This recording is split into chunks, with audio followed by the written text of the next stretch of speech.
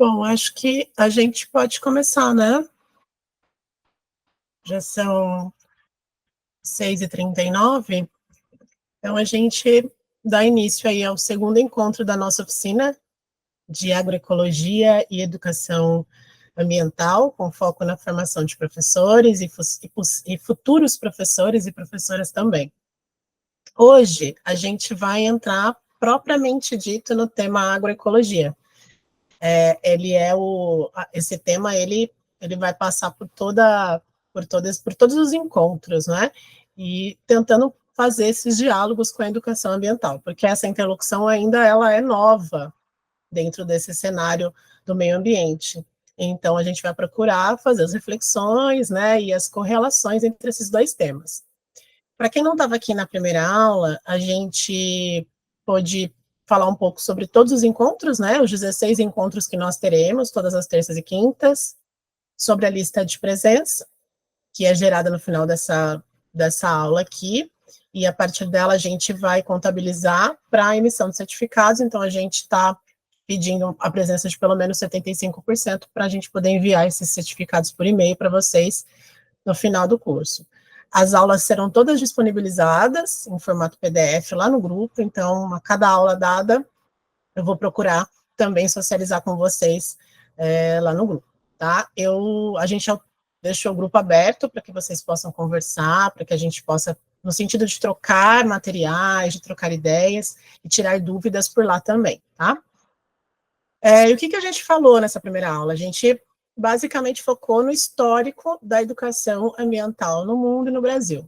Todos os marcos ambientais que aconteceram, né, todos os marcos na luta ambiental que aconteceram no mundo e no Brasil, e que influenciaram o desenvolvimento da educação ambiental por aqui.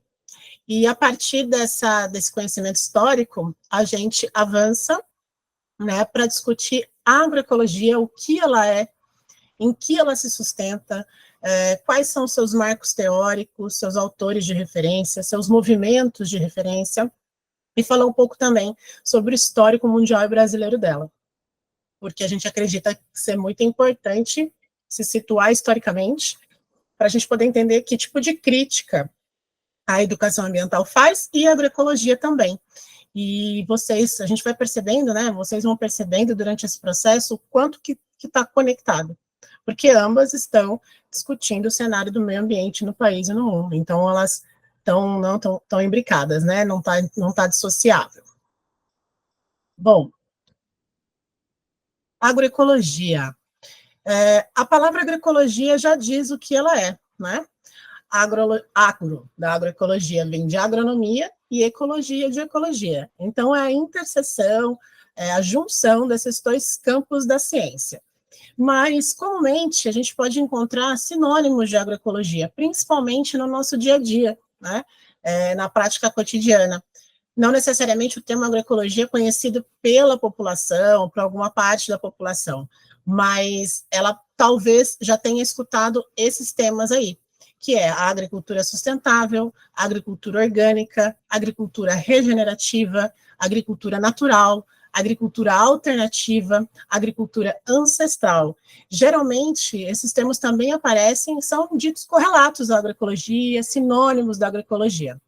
Alguns termos aí dentro desse conjunto de sinônimos, alguns desses termos, eles também são abordagens, como é o caso da agricultura orgânica e da agricultura natural. Elas têm um campo teórico, referências teóricas e práticas em torno dela, então, além de ser um sinônimo de agroecologia no dia a dia, né, nas nossas conversas, ela também é um tipo de abordagem que a gente vai estudar no terceiro encontro dessa oficina. Mas todas as outras palavras, né, elas podem ser usadas como sinônimo de agroecologia, principalmente dependendo do contexto onde a gente está, onde algumas pessoas não conhecem mesmo, nunca ouviram falar, mas quando você usa a palavra, né, agricultura orgânica, as palavras agricultura orgânica, aí sim, né, as coisas começam a ficar mais claras, a gente entende que é aquele tipo de agricultura e de pecuária em que não se utilizam nenhum tipo de insumos químicos industriais, nenhum tipo de fertilizante nenhum tipo de agrotóxico, enfim, de toda uma gama de produtos de tecnologias químicas, né, que a agricultura convencional está associada. Então, esses são possíveis sinônimos. E aqui, na nossa oficina, e também baseado em todos os autores que a gente conhece, que a gente se inspira dentro da agroecologia, ela é entendida segundo um tripé, né? Esses três eixos que sustentam a agroecologia, que é a ciência, o movimento social e o conhecimento tradicional. Esses são os aportes, esses três eixos, esse tripé é aquilo que fortalece a agroecologia, que dá condições dela ser o que é. Porque aqui a gente vai estar tratando da agroecologia com A maiúsculo, como conceito, como um grande guarda-chuva onde várias abordagens, né, várias práticas, ou como diz o Miguel Altieri, que é uma das grandes referências internacionais da agroecologia, ele chama de agriculturas sustentáveis. Ele usa o plural propositadamente, porque existem várias expressões de agricultura sustentável no mundo, principalmente quando a gente vai para o campo desse eixo chamado conhecimento tradicional, que é o conhecimento dos povos originários, dos grupos originários que existiam aqui antes da colonização, aqui nas Américas, na Ásia, na África, enfim, em vários lugares do mundo, onde esses grupos tradicionais, esses coletivos, essas sociedades tradicionais fizeram a sua agricultura e a criação de seus animais. Então, dentro desse contexto, a gente vai, nesse contexto todo, que a agroecologia, ela surge, ela se constrói. Por isso que a gente gosta de falar de tripé, porque todos os três precisam estar presentes para que a agroecologia aconteça. Se, porventura, a ciência não embasar essa prática, essa ação, ela vai ficar deficiente. Se, por exemplo, o movimento social não fizer parte dessa construção enquanto agroecologia, ela também fica deficiente de práticas qualitativas, que realmente visem a transformação da agricultura e da pecuária, né, de determinado local, de determinado contexto, enfim. Aí eu trouxe aqui uma citação do professor Baltazar, né, que é o Costa 2017, ele é também uma referência histórica da agroecologia brasileira, faleceu esse ano, partiu, foi uma das pessoas que trouxeram a agroecologia da América Latina, né, dos outros países da América Latina, do México, principalmente aqui para o Brasil. Ele foi uma pessoa que recebeu esses pesquisadores, esses cientistas, sendo ele também um cientista, um pesquisador. E aí eu trouxe uma citação dele, que diz o seguinte: o que é a agroecologia? Ela se constitui como um modo de produção agrícola, energética e produtivamente eficientes, conceito esse que vem sendo epistemologicamente, mantém estreita relação com a cultura e os conhecimentos tradicionais. Então, é toda essa construção de produção e de energia de forma eficiente, de compreensão de que há uma eficiência, uma menor perda possível, porque a gente vai ver durante essa aula que a agricultura convencional, o agronegócio, aquilo que se constitui como o oposto da agroecologia, digamos assim, de forma mais simplista, ele vem trabalhando na perspectiva da perda de energia, né? Enfim, do desperdício, da não economia, da não sustentabilidade, que é tudo que a gente discutiu na aula passada, quando a gente discute meio ambiente. Então, para o professor Baltazar, baseado nos autores históricos da agroecologia, que é o Miguel Altieri, o Glisman, o Leff, imagina, Rose, essas pessoas são referência, continuam sendo, e é o que a gente chama de clássicos da agroecologia, que é o que a gente quer conduzir nessa oficina. Toda vez que a gente se reportar à agroecologia, a gente pretende trazer esses autores clássicos. São aqueles que têm sedimentação na pesquisa, na ciência, no movimento social, aquele que traz um conteúdo primordial para cada uma das abordagens. Então, por isso que a gente vai sempre se referenciar nesses clássicos, né? Que é a melhor forma da gente compreender determinado conceito, o assunto é beber na fonte. Então, por isso que eu trouxe para vocês o Costa, que citou o Altieri e o Glisman, que são duas referências. O Altieri mais na linha da pesquisa das comunidades tradicionais, do conhecimento tradicional, da entomologia agrícola, e o Glisman mais ecológico, né? Um biólogo, né? Uma visão mais da biologia, da ecologia, que contribui para a agroecologia como um todo, tá? Bom, Relação entre sociedade e natureza. Isso é uma das questões importantes para a gente preparar o assunto agroecologia, é entender essa relação inclusive histórica da sociedade com a agricultura. Um marco importante para o surgimento da agroecologia e também dos movimentos ambientalistas é o momento pós-revolução industrial. Esse momento ele foi muito significativo porque ele foi, primeiro, revolucionário, e ele transforma as bases da produção agrícola, industrial e da sociedade humana. Ele transforma profundamente e acelera essas transformações. Por um lado, pelo avanço da ciência, inegável ao avanço da ciência em todas as áreas nesse momento, né? E também trazendo impactos negativos na sociedade, né? Bom, esse contexto de pós-evolução, ele traz a devastação dos bens naturais como sendo uma crítica, como sendo uma necessidade de reflexão. A gente viu isso nas conferências do meio ambiente. As conferências do meio ambiente da década de 70, elas refletem sobre o rumo que a sociedade humana ela tá mirando, e essa crítica tem muito a ver com esse momento histórico de pós-revolução industrial.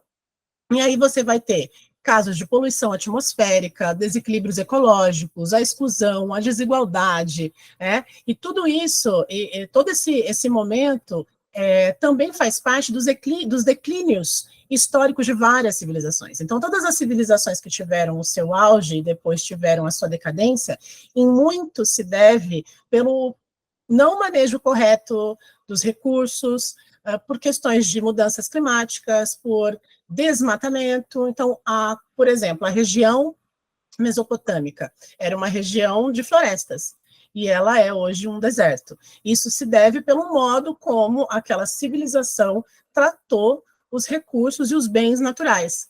Então, esses equívocos também aconteceram com outras civilizações. Foram poucas experiências de sucesso. A gente pode falar, por exemplo, dos egípcios, como um sucesso nesse processo, mas muitos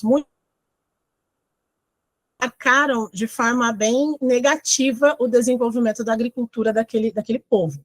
Então, esses declínios se devem muito também por isso. Outra coisa que a gente pode observar aqui é o agravamento com as mudanças climáticas, as chuvas ácidas, os agrotóxicos, a perda de biodiversidade, savanização e desertificação. Isso é muito importante nessa relação sociedade-natureza.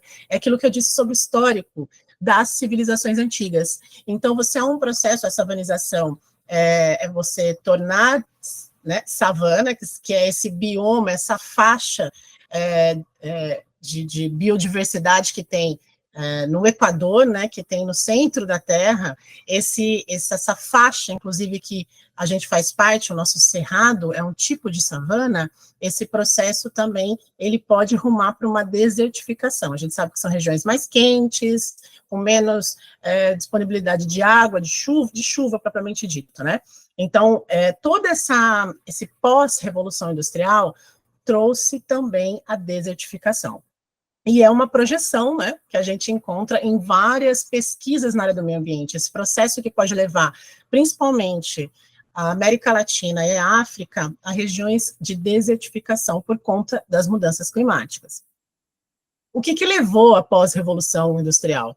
A concentração da posse da terra, o êxodo rural, o subemprego, as violências, marginalização. Hoje a gente ainda tem o êxodo rural como marcante nesse país, né? E muito porque a gente tem condições de muita pobreza, de falta de emprego, né, de degradação ambiental.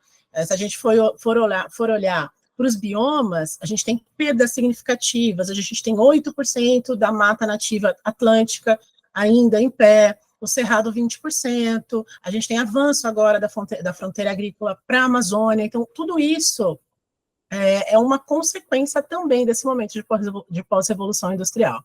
O pensamento positivista na agricultura brasileira, que é a forma como a pesquisa foi feita, é uma pesquisa que propiciou a agricultura convencional, que é essa baseada no pacote tecnológico, que a gente vai falar um pouquinho sobre isso também. Então, todo esse pensamento cartesiano, esse pensamento reducionista, que marca tanto a ciência como a organização social, como a forma da organização social, isso influencia muito na relação sociedade e natureza, porque impacta no desenvolvimento da natureza. A dependência de insumos externos, a revolução, ela trouxe uma demanda, que é a demanda do uso de petróleo, de combustíveis fósseis não renováveis. O controle do material genético. Se antes da Revolução Industrial a gente tinha era mais social, né? Você tinha o acesso ao material genético dentro das comunidades, isso era passado de geração para geração, o controle das sementes. Com a era pós-revolução industrial, a gente vai perdendo esse controle enquanto humanidade, isso vai ficando sobre a tutela de grupos, corporações, do Estado e tudo mais. Então, nesse cenário, isso aí já no final do século XIX, a sustentabilidade passa a ser central para a solução desses problemas. Por isso que a gente vai ter aí uma série de movimentos lá no século XX, questionando já o desenvolvimento, né, da sociedade, do sistema político, econômico, social que a gente conhece. Pedro, você levantou a mão?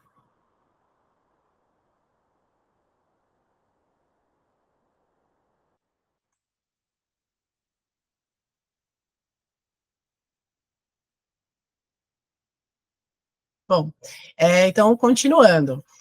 Com relação ao legado da agricultura ancestral, porque a gente fala desse momento pós-revolução, mas o que a gente pode aportar dessa agricultura ancestral, né? Quando ela surge, o que fica como um legado, inclusive que a agroecologia se apropria para poder se construir. Primeiro, a questão da pressão sobre a natureza é uma característica que é intrínseca à agricultura. É o que a gente falou também na aula passada. Os processos de intervenção na natureza, de transformação e de atuação antrópica, elas vão acontecer porque estamos aqui e os recursos naturais, os bens da natureza estão disponíveis para que a gente possa se desenvolver, crescer e prosperar. O problema é que a gente não tem a distribuição justa dessa riqueza toda deste planeta, né? Então, a pressão sobre a natureza, ela é uma característica intrínseca à agricultura. A gente vai estar sempre exercendo essa pressão, essa intervenção antrópica sobre ela. Mudanças do ambiente pelo uso intensivo do fogo no Paleozoico. Então, essa questão do fogo, ela é muito antiga, é dos tempos ancestrais. Era uma prática para se proteger e para caçar. Então, a gente sempre teve essa questão do uso do fogo como uma prática para se fixar nos lugares onde a gente se desenvolveu. Então, tem esse período marcante onde foi utilizado muito essa técnica e muitas civilizações acabaram decaindo por conta do mau manejo, né, da má atuação. Obviamente que a gente está falando, né, de povos ancestrais, e hoje, se a gente tem essa compreensão, porque a ciência avançou, porque a gente tem mais condições teóricas e práticas, é toda uma evolução, né? A gente precisou passar por esse momento para hoje a gente ter a criticidade, olhar para o passado e conseguir fazer as transformações necessárias, as mudanças de rumo necessárias. A gente teve nesse processo da agricultura ancestral, domesticação de cerca de 300 espécies de vegetais e 18 animais, isso segundo Costa, que a gente tem aí a consolidação dos nossos hábitos baseado nesse momento histórico. Até hoje, a gente tem esses hábitos tão presentes por conta desse processo de domesticação histórica. Então, é um legado que a gente carrega dessa agricultura ancestral. Os processos empíricos de tentativa e erro, toda a agricultura, o melhoramento genético, quando a gente fala de melhoramento genético, não é uma coisa da atualidade, não é uma técnica, digamos assim, da atualidade, exclusivamente científica, não é?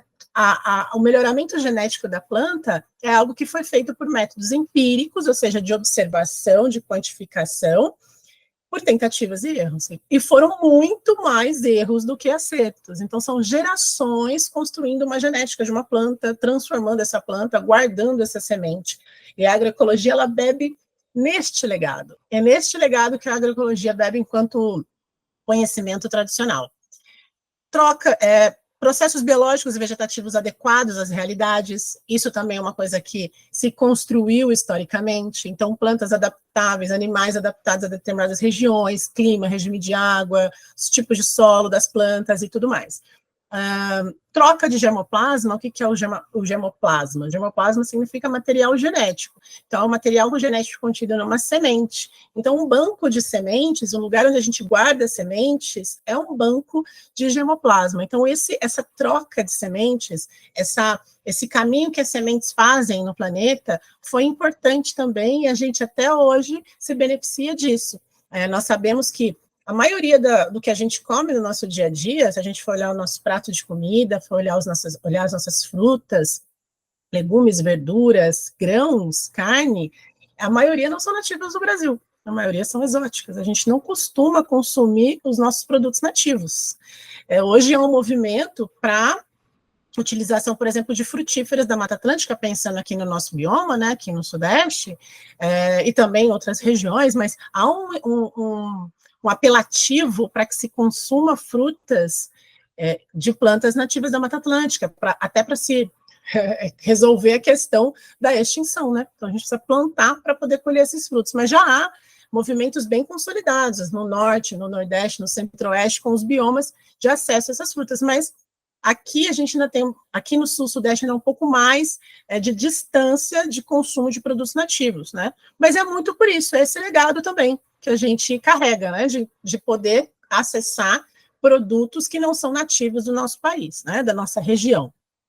Aí você tem manejo, equipamentos, uso de energia térmica, tudo isso foi a partir de trocas, a partir do aprendizado. A integração entre plantas e animais, a identificação de plantas melhoradoras de solo, essa questão da observação de plantas é muito importante, né? Hoje a gente tem aí um destaque para as plantas alimentícias não convencionais, que é fruto do conhecimento tradicional, são plantas que se comem há muito tempo, mas não estão nas feiras, né? Então há um processo de identificação das plantas. Olha, essa planta aqui ela é comestível, essa planta aqui é indicadora de acidez, essa planta aqui é indicadora de umidade. Por quê? Porque ela gosta de umidade. Então, se você encontra ela num lugar úmido, num lugar encharcado, então a gente pode dizer uma planta indicadora, né?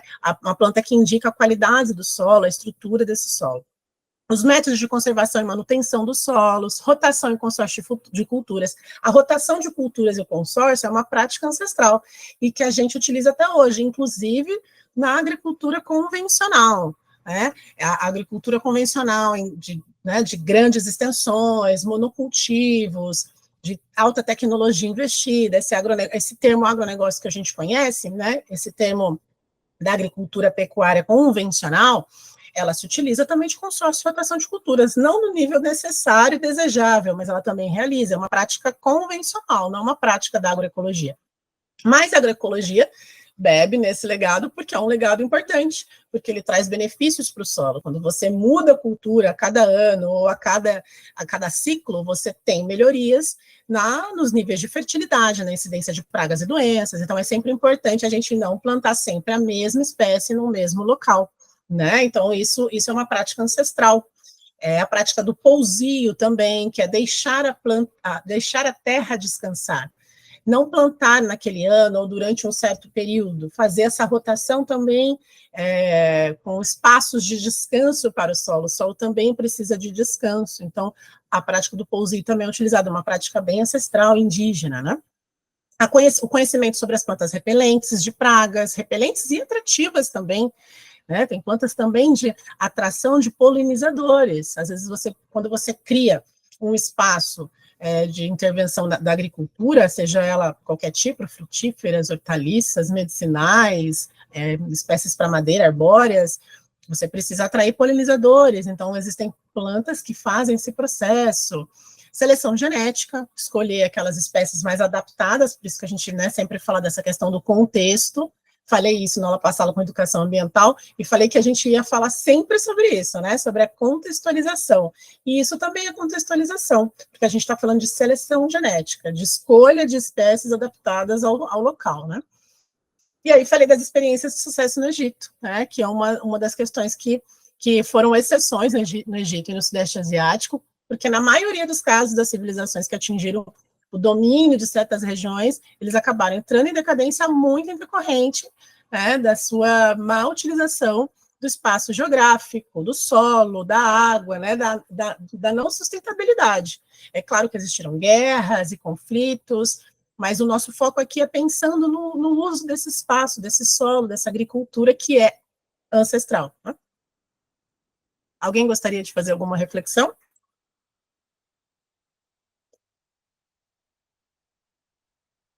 Alguma dúvida também?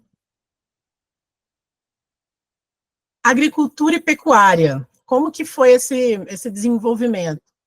Vanessa, pode falar antes de começar esse próximo slide? Pode fazer reflexão. Fique à vontade. Ana, eu lembrei que uma vez eu estava em Minas e eu conversando com uma senhora, ela mudava geneticamente os pés de laranja dela, né? De laranjeira lá, né?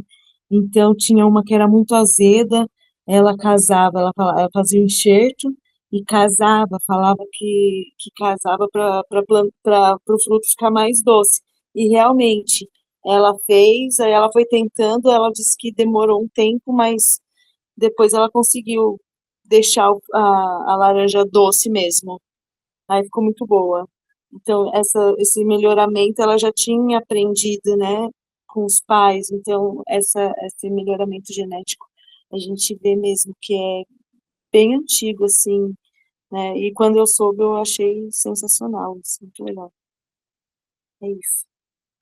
É muito bacana você vê variedades sendo preservadas dentro da família, você vê tipos de feijão, tipos de arrozes, você tem uma série de comunidades que preservam a genética de determinadas plantas, né? Que trabalham como melhoristas genéticos, só que não estão dentro das universidades nem no centro de pesquisa.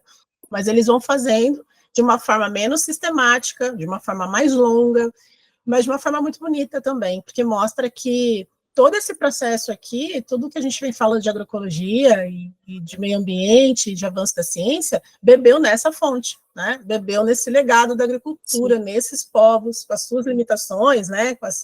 Com o seu tempo histórico, mas foram eles o objeto empírico de estudo da agroecologia e também da agricultura convencional, né?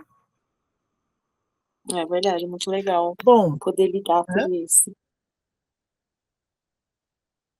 Bom, e aí com relação à agricultura, né, quando ela surge, né, ela tem registros do desenvolvimento da agricultura na região do Crescente Fértil, que é ali onde hoje é a Síria, o Iraque e o Irã, há 8 mil anos atrás, no sul do México, entre 9 e 4 mil anos atrás, na China, entre 8 e 6 mil anos atrás, nos Andes, há 6 mil anos atrás, e na Nova Guiné e Papua, há 10 mil anos. Então, a gente pode dizer que há 10 mil anos a gente vem desenvolvendo essas práticas historicamente, né?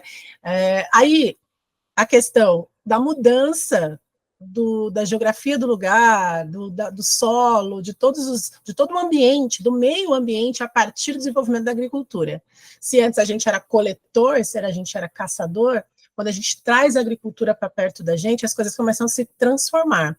E há indícios de que possivelmente foi uma mulher que descobriu a agricultura, descobriu no sentido entre aspas, porque foi esse caminho de trazer a planta para perto de casa. Então, as mulheres, elas têm historicamente essa característica de estar mais próximo da casa, né, historicamente dizendo, né, principalmente nessa época. Então, elas acabavam trazendo mais para perto as plantas, os alimentos, os animais, né, começaram a trazer mais para perto, e isso foi fazendo com que a agricultura fosse se desenvolvendo, né, esse conhecimento de entender que aquela semente que era só coletada, que aquele fruto que era só coletado, ele também germinava sobre a sua tutela, você também era responsável por fazer aquela planta crescer, não somente a natureza, né? Isso há 10 mil anos atrás.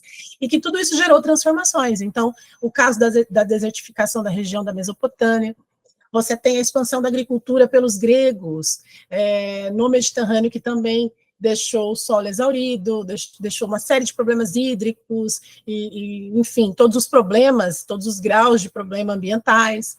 Depois, com o Império Romano e a expansão da agricultura para a Europa, para o norte da África e também para as Américas que foram colonizadas. E já chegou aqui para a gente uma forma, né, degradante de agricultura, né, em detrimento do que os povos originários daqui das Américas faziam, e muito avançadamente, como, por exemplo, nos Andes, né, como, por exemplo, os maias, os incas, os astecas, que faziam grandes plantações em degraus, né, que faziam essa medida de conservação do solo, porque plantavam em áreas de declive. Então, havia já muita coisa sedimentada aqui, mas que foi totalmente apagada, foi desconsiderada, na realidade, né, pela expansão da agricultura, principalmente pelos romanos, né, depois pelos europeus aqui. Então, você tinha áreas irreversivelmente degradadas pelo mundo das antigas civilizações, com raras exceções. E aí a gente tem também o aporte, né, das revoluções agrícolas. Existiram revoluções agrícolas na Idade Média, né, que também foram muito importantes, por isso revoluções. Nesse momento dessas primeira e segunda revolução agrícola, você tem aí a integração entre o animal e a produção agrícola. Antes disso era separado, então você tem uma integração, e tem também essa sucessão de culturas, né? Isso também aparece com a Revolução Industrial, isso incrementou a produção, isso aumentou a produção.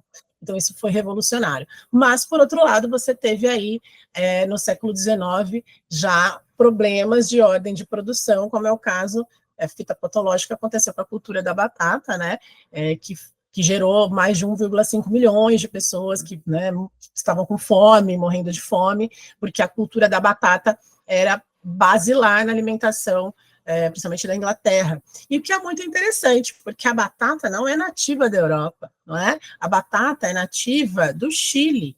Então, ela foi levada daqui, então essa troca de material genético durante os processos do mercantilismo, né, esse processo histórico do mercantilismo, do colonialismo, que fez essas trocas de materiais. Então, uma batata, que é uma cultura andina, base alimentar da população daqui, dos nossos vizinhos, irmãos, foi levada para a Europa, e uma doença, na realidade, né, uma doença, ela aniquilou a produção de batata, gerando fome e miséria na Europa, né, em alguns países europeus.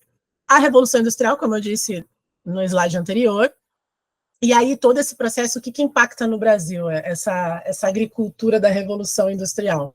Ela impacta no expressivo passivo ambiental, que é esses problemas decorrentes da industrialização, da contaminação, que uma indústria, né, uma indústria de grande porte gera no meio ambiente, que vai sempre ter um impacto, mesmo que muitas vezes tenha uma legislação, mas há impacto ambiental, e aqui é muito grande esse passivo ambiental, porque a gente está no Brasil, a gente é um país da América Latina, a gente é um país do terceiro mundo, um país em desenvolvimento, não somos os países do eixo de domínio no planeta. Então, obviamente, isso também se expressa na forma como a agricultura chegou aqui, essa agricultura pós-revolução industrial. A maioria das plantas são exóticas, como eu disse para vocês, né? Então, a gente tem o arroz exótico, né? A manga, a banana, o pêssego, enfim, uma série de alimentos do nosso dia a dia que não são brasileiros, né? Muitas vezes não são nem daqui da América Latina, né? E aí a gente ainda tem algumas hortícolas nativas, né, que é de consumo, principalmente as plantas que não são convencionais, porque planta alimentícia não convencional é aquela planta do conhecimento tradicional que não está nas gôndolas, não está no supermercado, não está na feira. Você encontra algumas feiras, mas não nas maiores, né? Algumas plantas é mais difícil de você encontrar, como o punk, né? Então, isso tudo agora vem sendo resgatado. Muito responsabilidade da agroecologia. Ela resgata isso, ela precisa do conhecimento tradicional para poder fazer a transformação que ela deseja.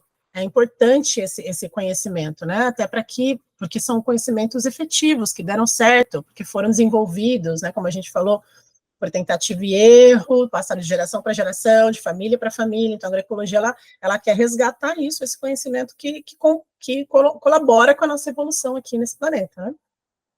Aí a devastação dos biomas, a opção da nossa agricultura no pós-revolução industrial foi pela monocultura de grãos para exportação, o uso do fogo como uma prática da agricultura, e aqui a gente volta a falar desse cenário, né, terrível que vivemos aqui no país, como pior ar, como um lugar pior para se respirar no planeta hoje, porque as queimadas estão por todo lado, né? Então aí, hoje eu vi uma cena do Rio Xingu, né, de áreas indígenas queimando, né, pegando fogo. Hoje eu tive notícias no grupo aqui do Vale do Paraíba, onde estou, de Pindamonhangaba, da região do Parque, da Serra da Mantiqueira pegando fogo. É uma prática comum desde muito tempo, muito sedimentada, apesar de ser proibida, apesar de haver uma série de é importante a gente fazer essa distinção, né? Porque a gente fala assim, a gente valoriza o conhecimento tradicional. Mas o fogo, o que é o fogo? É um conhecimento, é uma prática tradicional, né? Tradicional e convencional.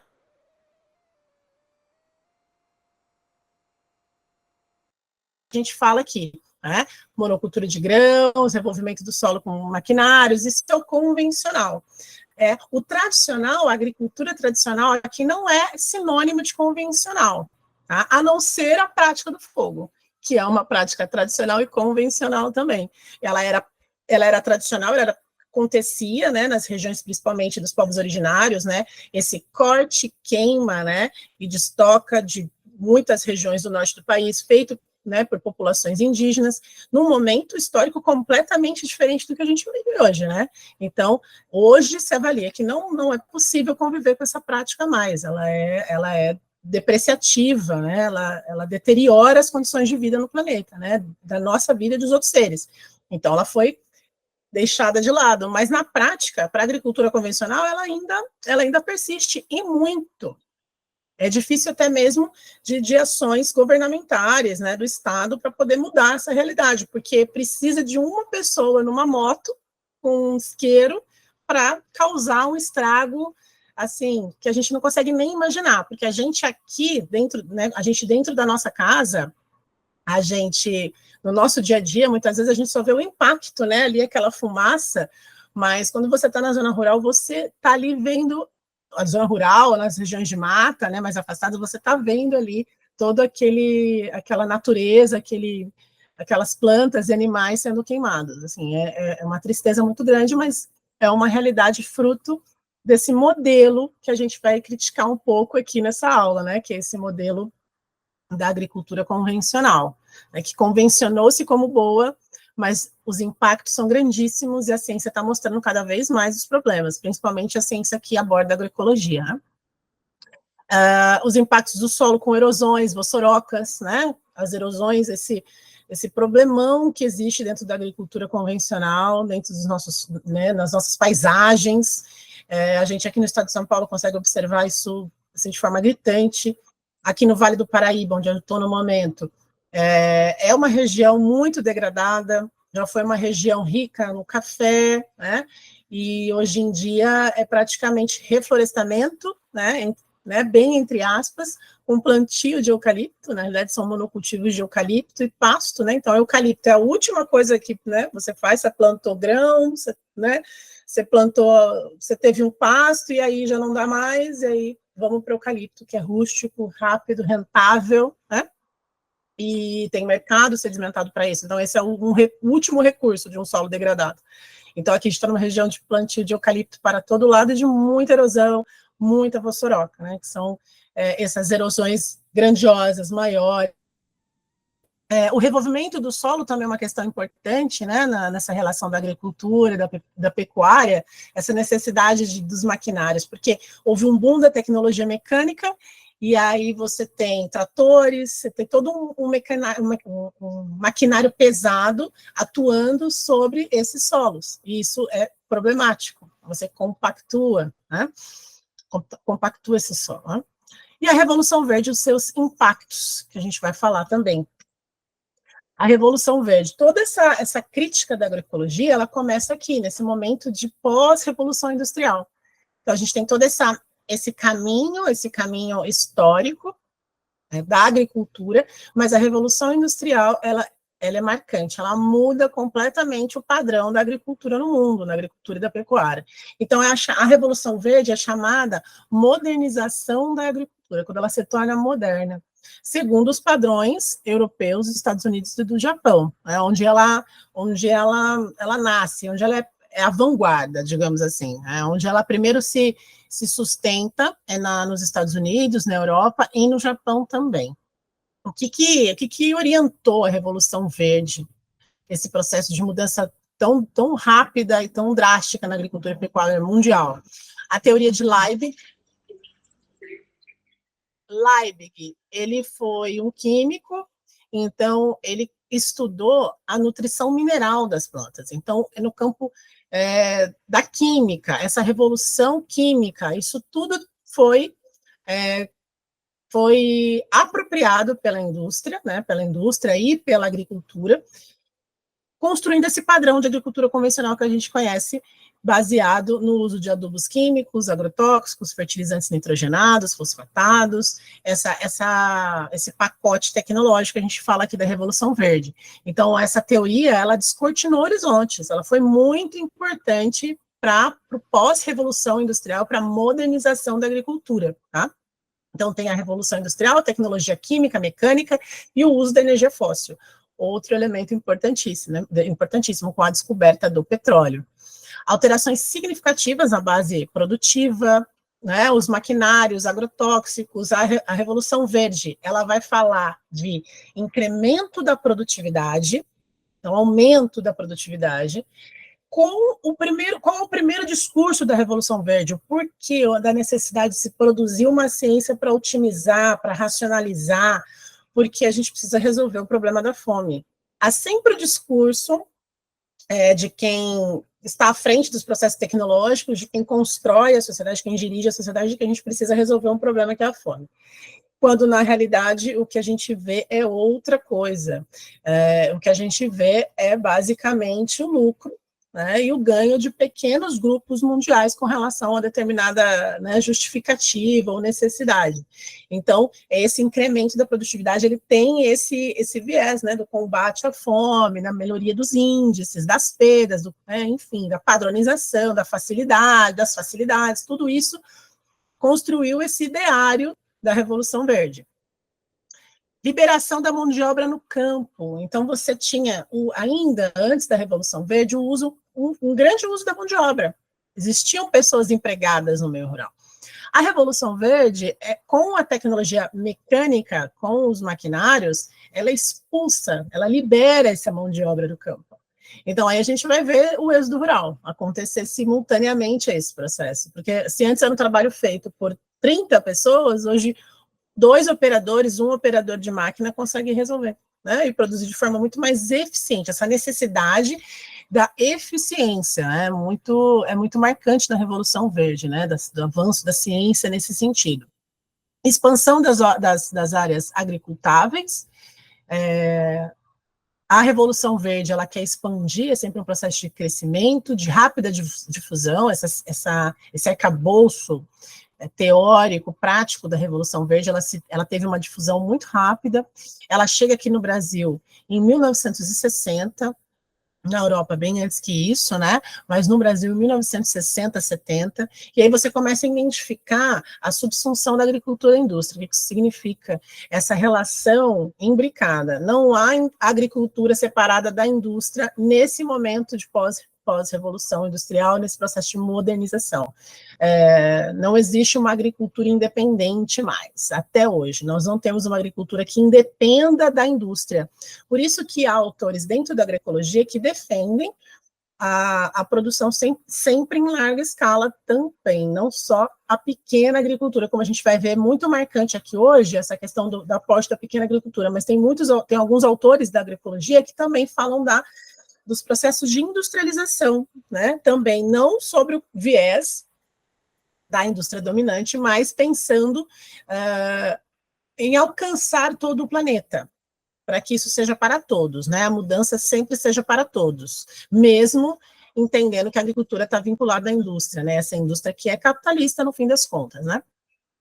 Visão tecnológica reducionista, melhoramento genético como carro-chefe, sempre muito importante melhoramento genético, né? Já era importante para as populações ancestrais, para a Revolução Verde, mais importante ainda, mas sobre um outro viés, né? Se antes preservar o material genético nas populações, comunidades tradicionais,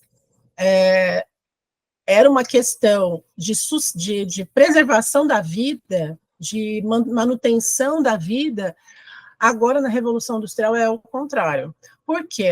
Quando uma indústria, quando uma empresa, quando uma corporação, ela domina o material genético, aí você domina praticamente toda a cadeia da produção. Você deixa o agricultor, ele está totalmente preso à indústria, porque ele não controla mais a genética. Então, a genética é uma coisa que ela sempre aparece, porque quando você controla ela, você consegue gerar a riqueza, seja ela para todos ou para meia dúzia de pessoas. Então, isso é uma característica marcante da Revolução Verde. É o carro-chefe, é o melhoramento genético.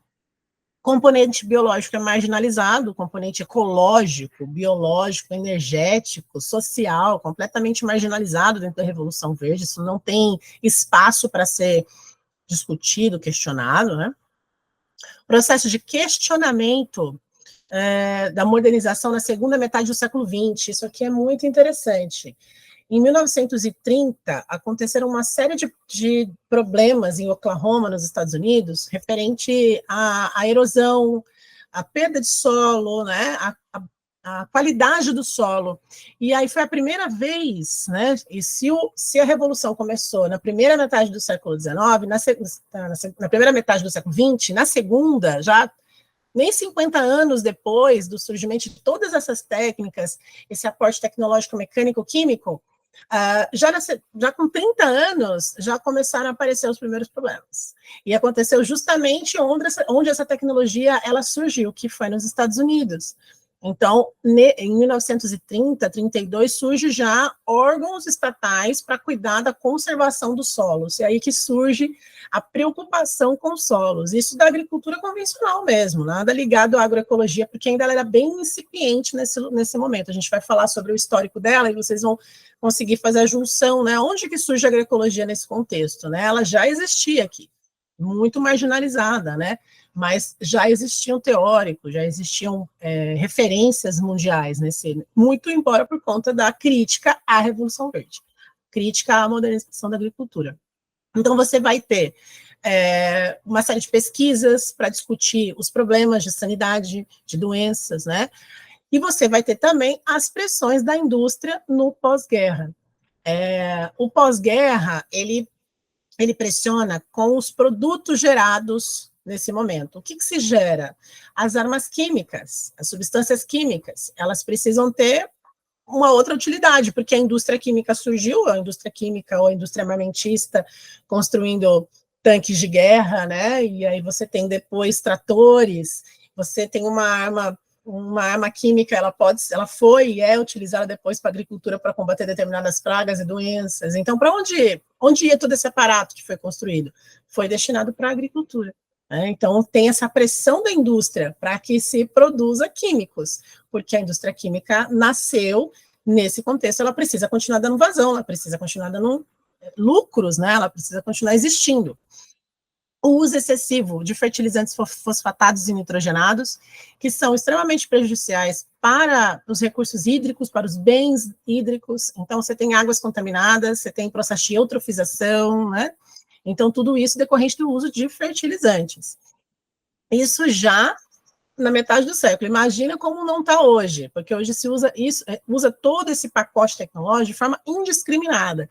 Eu acho que todo mundo aqui, não sei se todo mundo, né, posso estar exagerando, mas alguém de vocês já viu algum senhor, né, na maioria das vezes um homem, aplicando agrotóxico sem nenhum tipo de equipamento, com uma bombinha nas costas, de chinelo, de bermuda, no sol. Então, isso é o uso indiscriminado de um produto químico, que deve ser utilizado de uma forma completamente diferente. Você hoje consegue comprar agrotóxicos sem um receituário agronômico. Né? É uma lei, você precisa ter um receituário de um agrônomo assinando, dizendo, olha, vai comprar esse agrotóxico. Hoje em certos casos, você consegue ter acesso a isso, né? Facilmente.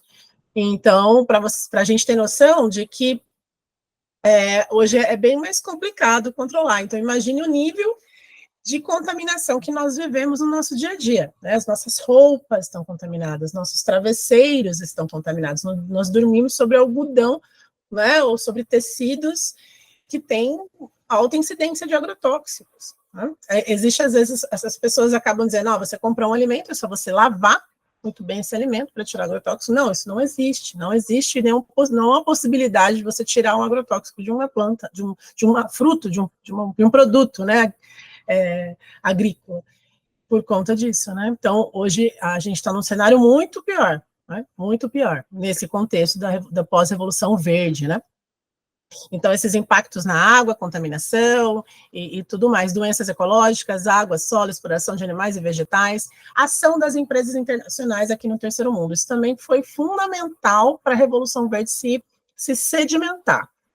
Quando você tem a vinda das fundações Ford, Rockefeller e Kellogg's, sim, aquele do sucrilhos Kellogg's, esses são as empresas que tiveram muito poder sobre o desenvolvimento da pesquisa, das ações, de implantação do pacote tecnológico aqui no Brasil. Então, que interesses que estão por trás dessas empresas? A venda da tecnologia que elas produzem. Então, você precisa chegar com o discurso de que vamos resolver o problema da fome, né, o problema das desigualdades, dos problemas sociais, decorrentes do não acesso aos alimentos. Então, vamos trazer uma série de produtos, de tecnologia para a gente resolver esse problema, né? Então, é isso que, de fato, essas fundações e a Kellogg's fizeram aqui no Brasil. Financiando pesquisas, que é a parceria público-privada, né? Esse PPP é a parceria público-privada. Hoje isso acontece dentro das universidades, dentro dos órgãos, né? Você tem empresas privadas fazendo trabalho junto com empresas públicas estatais. E qual é o problema disso? Será que isso é bom? Será que isso não é bom? Será que a gente tem que sempre refletir o porquê? Por que há essa participação, essa parceria? O Estado vai dizer, não temos dinheiro, o parceiro diz, nós temos, mas a gente também tem uma contrapartida, né? A empresa tem uma contrapartida para poder ajudar o Estado. Ela direciona suas pesquisas, ela conclui da maneira que lhe convém. Então, esse é o problema de uma parceria com uma empresa privada. O Estado é uma parceria com uma empresa privada, porque os interesses já são dos indivíduos, não o bem-estar de uma nação, de um país. A criação de bancos de hemoplasmas pelo mundo é uma característica, são os bancos internacionais que estão em determinados lugares frios, geralmente gélidos, né, que são construídos locais para a preservação da genética. Então, todas as plantas aí agricultáveis, elas estão muito bem guardadas, elas estão muito bem cuidadas, mas estão sob a tutela de empresas, né? Então, hoje, a gente vai falar sobre sementes, a gente vai ter 2 aulas aqui sobre sementes, a gente vai poder falar um pouco melhor sobre essa questão do banco de hemoplasma, mas a gente já tem algumas indicações aqui para passar para vocês, que é justamente o domínio, né? Você dominou a semente, você domina a agricultura como um todo, né? Todo o processo está dominado se você dominou a semente. Então, por isso que a gente não tem acesso a sementes, por isso que existem trocas de sementes, né? Momentos de trocar sementes, de conversar com produtores rurais né, antigos, né? Enfim, de outras regiões, de outras culturas, esse processo de troca para se preservar essa genética. A artificialização dos sistemas agrícolas, a função do pacote tecnológico é essa, né? Artificializar. Ele tem um discurso da facilidade, então, quando você padroniza, você facilita. Quando tem muita diversidade, é mais difícil. Quando a gente, inclusive, está entre pessoas diversas, a gente precisa criar mecanismos de respeito, no diálogo, na escolha das palavras, porque é muito mais difícil. Agora, quando a gente pensa na natureza, é a mesma coisa. A diversidade, ela complexifica as situações. Você precisa pensar mais. Isso é ótimo, tanto nas relações sociais, porque quanto mais a gente pensa, quanto mais a gente exerce a nossa capacidade intelectual, melhor é. Mais a gente cresce.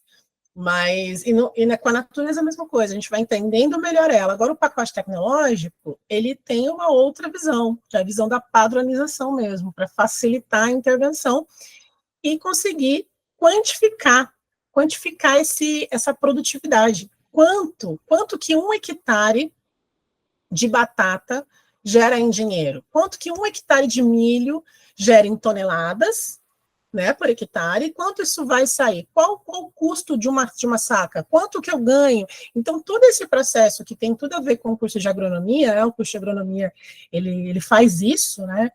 Ele tá ligado com esse processo de otimizar a produção agrícola, de racionalizar, porque antes da Revolução Verde, no início aí dos pós, entre a Idade Média e a Revolução Industrial, a produção da ciência era praticamente incipiente nessa área, né? Existia pouca ciência produzida na área da agronomia e da agricultura. Era ainda feito nessa tentativa e erro, que podia demorar gerações para se chegar no objetivo, na melhoria da qualidade daquela planta, como disse a Vanessa. Por gerações, a gente está ali com a laranja azeda, e aí precisou de alguns anos, né, às vezes dezenas de anos, para que aquilo chegasse, né, aonde se quer. Então, qual é o papel da neta, ou do neto, dos netos, né, dessa senhora que ela encontrou em Minas? É preservar essa semente, para que ela continue na terra, continue dando frutos e conseguir, né, reproduzir essa qualidade que a avó dela desenvolveu. Então, para vocês verem a importância da diversidade, né? O pacote tecnológico não está preocupado com isso, esse conjunto de tecnologias, né? O pacote é um conjunto de tecnologias. Variedades de alto rendimento, então, que são variedades, né? Aquilo que é uma planta, né? Uma planta, uma semente ali que vai dar naquela planta, que ela tem alto rendimento. É uma certeza para um produtor de que ele vai conseguir colher, uma certeza entre aspas, né, pessoal? De que ele vai conseguir colher aquilo que se espera. Então, você tem uma série de testes, pesquisas em torno daquela semente. Então, a gente pega uma semente de um milho híbrido, né, de uma linhagem, e aí ele, né, com toda a pesquisa em cima dessa planta, você consegue quantificar, então você consegue garantir para o produtor, se ele comprar determinar um X de sementes numa determinada área, ele vai ter determinada produtividade e vai ter determinado lucro. Né? Esse é o pacote. Só que nem sempre é assim, né? Depende do contexto, da condição material, da terra, do solo. Geralmente, quem tem sucesso com o pacote tecnológico são que pessoas? De onde vêm essas pessoas que têm sucesso? O que os estudos mostram é que o pacote tecnológico ele teve maior sucesso, entre aspas, no agronegócio, nas grandes produções, nos latifúndios, com as monoculturas. É importante a monocultura, essa foi a opção da nossa agricultura nacional pela monocultura, por conta da imposição desses agentes externos, né, das empresas, das fundações que eu falei para vocês, a Fundação Rockefeller, Ford, Kellogg's, e também dos Estados Unidos. Existiram parcerias, né? A parceria MEC-USAID é uma delas, né? São parcerias entre nações que possibilitaram o desenvolvimento da Revolução Verde aqui. Então, toda pesquisa na agronomia, toda pesquisa na engenharia agrícola, na engenharia florestal, a pesquisa na ciência, na medicina veterinária, essas ciências agrárias, ela foi direcionada por essas parcerias entre o público e o privado. Então, toda a formação de um profissional que vai a campo, que vai orientar um produtor, ele está baseado nesse pacote. Então, o que a gente aprende no curso de agronomia? A executar esse pacote. Que quantidade de adubo, que quantidade de fertilizante, né? Você vai assinar receituários, você vai conduzir aquela produção, orientar máquinas, colheitas, enfim, todo esse passo a passo, mas que, na realidade, quando a gente vai para o campo, as coisas são um pouco diferentes, principalmente porque a gente está no Brasil, não está nos Estados Unidos. Como que é a Revolução Verde nos Estados Unidos? Ela é diferente daqui. Ela tem muito mais sucesso, por isso, é os Estados Unidos. Então, tem a desigualdade também dentro do pacote tecnológico. Né? Apesar de que somos um dos maiores produtores de grãos do mundo, por toda a nossa condição geográfica, dafoclimática que a gente tem, né? Essa tropicalidade, subtropicalidade, propicia para o desenvolvimento dessas culturas. Tanto é que essas plantas que não são nativas, né, as exóticas que a gente consome, a maioria são produzidas aqui, pela nossa agricultura familiar. Né? Outra característica do pacote, os insumos químicos. O que são insumos? É tudo que você precisa para produzir. Tudo que você precisa para produzir é um insumo. Então, a semente é um insumo, o fertilizante, seja ele orgânico ou químico, é um insumo, a compostagem é um insumo, a semente, né? Enfim, tudo isso são tudo isso é necessário para desenvolver a agricultura. No pacote tecnológico, o insumo químico, ele é marcante, ele é aquilo que determina. Sem ele, não há produção. Né? Como é que eu vou produzir um hectare de milho, só milho, se eu não tiver uma variedade de alto rendimento? Então, não é um milho crioulo, no caso, nem um milho variedade, ou variedade simples, né, que a gente vê essas variedades que, inclusive, dá para comprar em algumas cooperativas, mas são as variedades de alto rendimento, tá? São os híbridos, tá? E os híbridos, como são duas linhagens, né? Azão, né? Cruzando geneticamente. Quando você cruza duas linhagens, azão com azinho, então você vai ter azinho, vamos lembrar aí da genética, né? Você vai ter azinho, você vai ter um híbrido, né? E aí depois esse híbrido, se ele cruzar, ele vai perdendo características produtivas. Então você não pode deixar esse híbrido cruzar. Então, o que acontece? É que você não pode deixar, simplesmente ele não vai cruzar, ele vai dar descendentes mais fracos. Então, o que acontece? Quando você planta uma variedade de alto rendimento, você planta um híbrido, você vai ter que todo ano comprar semente. Você não vai conseguir plantar uma vez, colher as suas sementes, como se fazia antes da Revolução Verde. Se plantava, se colhia sementes, se guardava nos seus bancos de amoplado, seus bancos de semente, né?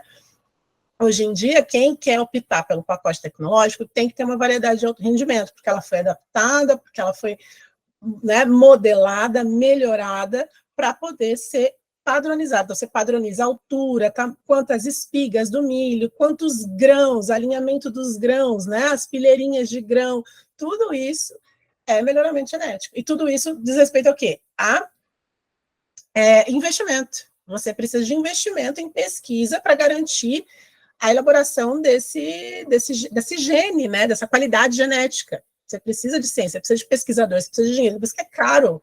É caro você comprar uma semente de alto rendimento. Não são todos os agricultores e agricultoras do Brasil que utilizam esse tipo de variedade, né, mesmo fazendo o pacote tecnológico. Então, é difícil chegar no ideal, porque você tem que ter muitas condições favoráveis, tem que ter aquela variedade, aquele insumo químico. Então, você precisa ter um aparato de fertilizantes que vão ser usados em vários estágios. Então, numa cultura de 3 meses, você tem diversas aplicações. São aplicações, às vezes, tem culturas que têm aplicações semanais de agrotóxicos, que ela está ali no campo durante um mês, toda semana um agrotóxico ali para ser aplicado. Seja ele para combater pragas, seja ele para combater doenças, seja ele para, né, enfim, fortalecer a planta, no caso de adubos, tudo isso é importante que esteja dentro da ação na agricultura. Então, você tem um passo a passo, né? Você tem uma regra a seguir. E os insumos mecânicos de ponta, eu poderia ter colocado de ponta entre aspas, não necessariamente a gente tem acesso a esse maquinário de ponta, mas esse maquinário pesado, tratores, colheitadeiras, enfim, uma série de tratores, né, de maquinários agrícolas que tem custo altíssimo, elevado, tem alguns que não precisam nem mais de operador, você pode fazer isso via, né, enfim, controle remoto, e para aumentar essa produtividade, então você tem menos geração de trabalho na Revolução Verde, assim, menos emprego, né? Você tem menos emprego e muito gasto de energia. Há um gasto enorme de energia para se produzir dentro do pacote tecnológico, né? Gente, vocês têm alguma reflexão? O que vocês acham? Vocês conseguem observar essas características da agricultura da Revolução Verde quando vocês passam no campo? Se vocês têm, né, essa visão, vocês conseguem observar enfim, né, no desenvolvimento da agricultura no Brasil? Como que vocês enxergam?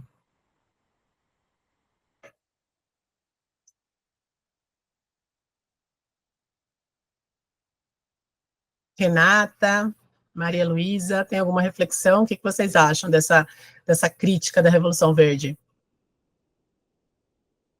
Vanessa? Oi, Ana. Vou falar aqui um pouquinho. Estão me ouvindo? Estamos sim. Ai, bom, esse tema né, essa questão dos agrotóxicos, né, que eu fico pensando sempre muito nisso, assim, sabe? Eu acho e eu me questiono muito também, assim, acho que é até um desabafo, acho que vou falar mais em questão de desabafo, assim, por que, né, que a gente ainda está nesse caminho, né?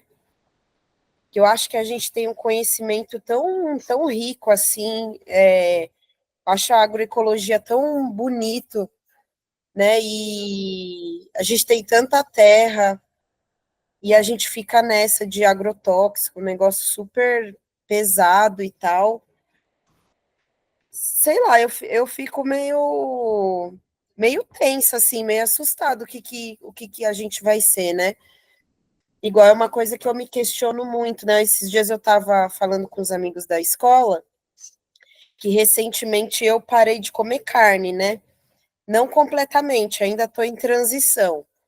E daí uns amigos meus me questionaram e eu, para te confesso assim, que nem soube sair, né, desse questionamento, porque eles falaram, e a questão da monocultura, né, dos agrotóxicos, né, tudo bem, legal, deixar de comer carne e tal, mas e aí, o que você pensa sobre isso, assim? E daí, né, por questão de soja, né, a gente começa a substituir muito por soja, né, alimenta as coisas de soja, e é uma mega monocultura, então tem um monte de coisa assim que pessoalmente na minha vida eu me questiono bastante, sabe? Sim, então eu acho que tem muita coisa aí que a gente precisava melhorar, né? Foi um desabafo.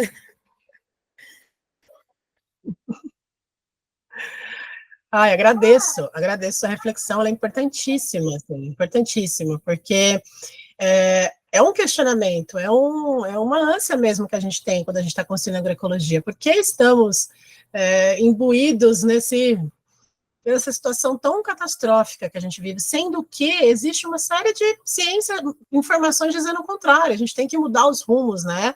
A gente precisa mudar os rumos do nosso desenvolvimento. Acho que todas as ações são válidas, de mudanças, né, de transformação de sua vida, principalmente quando a gente tem contato com outras crianças, sejam elas nossos filhos ou não, mas todos aqui, na maioria dos casos, têm contato com crianças, trabalham com crianças, convivem com crianças, elas precisam ter essa compreensão que a gente está tendo também, porque elas vão conduzir a sociedade futura, elas vão ser os dirigentes da sociedade, né, vão dirigi-las com suas profissões, com suas ações. Então, acho que nesse aspecto é importante, quando a gente muda certos padrões, né, quando a gente tem ações diferenciadas.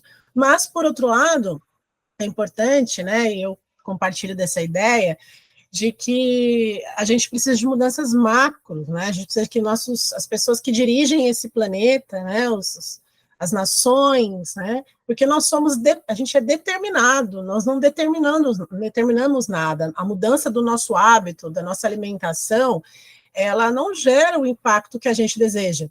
O nosso desejo é que, vamos mudar essa ação e aí a gente vai ter as transformações que a gente quer. Mas não é bem assim que a história mostra. A gente precisa que todos tenham conhecimento para que todos possam refletir, questionar e mudar o rumo. E não é só, né, deixar de fazer uma coisa ou outra que isso vai transformar, mas tem a sua validação, tem sua importância também, né? Mas realmente a gente está num cenário muito difícil. Nem sempre a gente às vezes se sente para onde vou correr, para onde vou, né? O que eu posso fazer para melhorar? Porque acho que todo mundo que está aqui tem essa ansiedade de querer ver a mudança, né? Maria Lu, falar.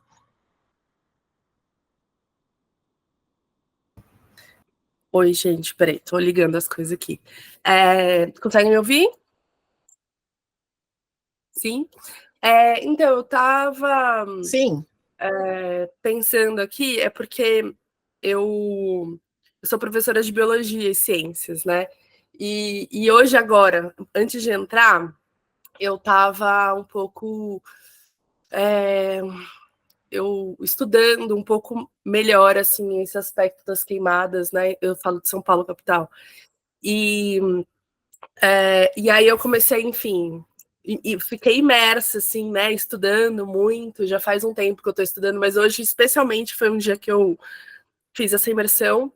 E aí eu, enfim, eu estava ouvindo você falar, assim, né, me trouxe muito esse aspecto de como a agricultura e os modos, né, de fazer agricultura, agroecologia, né, as agriculturas que você comentou, né, como isso na verdade, uma via para a gente construir essa adaptação climática, né, que a gente precisa fazer, né, considerando que o mundo ele já está nesse, né, a gente tentou mitigar de alguma maneira aí com as políticas públicas, mas ao mesmo tempo a gente precisa agora, é a nossa realidade, temos que lidar com isso, infelizmente. Então, como a agricultura é esse meio também de transição, como a educação, como, enfim, muitas outros mecanismos, né, de luta e resistência aos movimentos sociais, e, na verdade, isso, né, a Revolução Verde é mais um aspecto, né, desse sistema econômico que a gente vive, que a gente está tentando, pelo menos eu, pessoalmente, acho que as pessoas aqui também, de certa maneira, estão tentando construir maneiras, né, de fazer diferente. Então, infelizmente, isso não é nenhuma novidade, né? É, na verdade, a constatação desse sistema que a gente vive, né? Então, para mim, é muito bom, né, estar nesse momento para a gente discutir e aprofundar esses processos. É bem importante para mim, pessoalmente, e aí na minha procura de vida. É isso. Obrigada. Legal. Kaori, pode falar, fica à vontade. Oi, consegue me ouvir? Sim. Olá? Sim. Ah, tá, desculpe. Eu ia perguntar se a professora Ana conhece alguma ecovila aqui na região de Mogi e Suzano.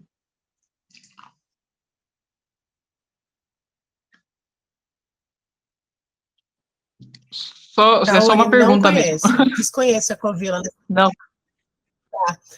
Desconheço. Não conheço nenhuma organização nesse sentido aqui na região do Vale, nem no Alto Tietê, não conheço nenhum lugar assim que tenha ecovila, ou organizações desse tipo. Mas eu vou dar uma pesquisada. Aí da próxima aula a gente conversa, para ver se eu encontrei algo aí na região. Ah, obrigado. Eu tenho acompanhado, mas na região tá difícil mesmo de encontrar. Que eu acho que tem bastante a ver com. Tem bastante a ver com. Geralmente nessas ecovilas eles tentam praticar o sistema agroflorestal muito mais sustentável, né? Aí queria saber se por acaso a professora conhecia algum. Obrigado. Imagina, mas vou fazer uma pesquisa rápida lá, e vou ver se alguém conhece, aí eu trago aqui para vocês na próxima aula. Bom, gente, aí, crise climática, voltando aqui, né, a esses tópicos que o professor Baltazar traz para a gente como reflexão para a agroecologia, e aí a gente vai falar disso que a Maria Luísa trouxe, né, do aquecimento global, das mudanças climáticas, do fogo, e como isso impacta, né, porque a gente está falando de geração de gases poluentes, a gente está falando de efeito estufa, de fenômeno El Niño, El Niña, alterações no ciclo hidrológico, todo tipo de problema relacionado ao clima. E quando a gente está nesse momento e a gente ainda sofre com as queimadas, tudo isso fica muito mais difícil de lidar. Porque a gente já está num momento onde o regime de chuvas está mudando. As chuvas estão ficando mais intensas, mais severas, e as secas mais prolongadas. Então, aí você tem a incidência de queimadas. Então, a condição, né, do ar, a condição atmosférica fica muito complicada. Né? Então, assim, uma coisa importante da gente refletir é que o quanto essa agricultura impacta nas mudanças climáticas. Se a gente for falar da emissão de gases, a gente tem a questão dos rebanhos bovinos, na emissão de metano, que contribui para o aumento dos gases, né, que vão causar o efeito estufa. A gente tem a agricultura, e todos esses efeitos, eles vão impactar o nosso dia a dia, impactar a nossa qualidade de vida. Então, eu acho que a questão da agroecologia, ela insere diretamente nessa questão da crise climática. Ela vem dar respostas para isso. Aí a Kaori falou da agrofloresta. Hoje é um tema bem comum dentro da agroecologia, é uma das abordagens, a gente vai falar um pouco dela na terceira aula, né, sobre a agrofloresta, o que é, vai ter uma aula específica para falar de sistema agroflorestal e de restauração ecológica. Então, ela vem para poder mitigar esses efeitos da crise climática, né, das mudanças do clima, para dar melhores condições para a gente poder viver e se alimentar, porque não é só o alimento limpo, sem agrotóxico, mas também a preservação de espécies, né, tanto da fauna, da flora, é você ter ambientes mais agradáveis, mais arborizados, tudo isso faz parte da agroecologia, não é só uma abordagem produtiva, é para sanar uma série de problemas que a gente tem de convívio neste planeta, né, das dificuldades que a gente tem de viver por conta de todos esses fenômenos, né? Então, se as civilizações antigas decaíram muito por conta de suas práticas agropecuárias, mas também pela mudança do clima, né? Então, tudo isso fez com que chegasse numa situação de fim, né, de migração. As populações, as civilizações antigas migraram, mas a gente vai poder ir para onde, na verdade? Como que a gente vai conseguir superar essas questões, né? Há uma necessidade de uma mudança de direção mesmo, total, né?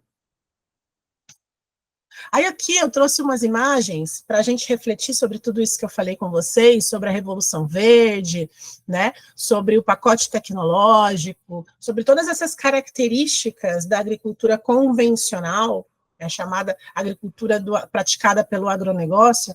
Aí eu trouxe essas imagens. Então, o que vocês estão vendo é o monocultivo, o uso de variedades altamente rentáveis e altamente produtivas. Você vê a padronização, vocês conseguem observar a padronização, olha como é alinhado, como é bem espaçado, como é adensado. Então, há um processo de adensamento, para quê? Para se otimizar os espaços. E olha, vocês, na primeira imagem, aqui dá para a gente ver a cor do solo, né? Olha a cor desse solo aqui na entrelinha. É um solo escuro, é um solo com matéria orgânica. Geralmente, o agronegócio, o pacote tecnológico, ele é muito bem sucedido em áreas férteis, em áreas planas. Olha só como é uma área plana, né? Isso facilita o uso desse tipo de maquinário, né? Aqui eu trouxe um trator, mas aqui a gente tem também a pulverização aérea, que é um problema, assim, grandíssimo, porque a gente tem um fenômeno chamado deriva. O que é deriva? É quando o agrotóxico ele não fica só na área que ele está pulverizando, o vento leva ele para qualquer lugar.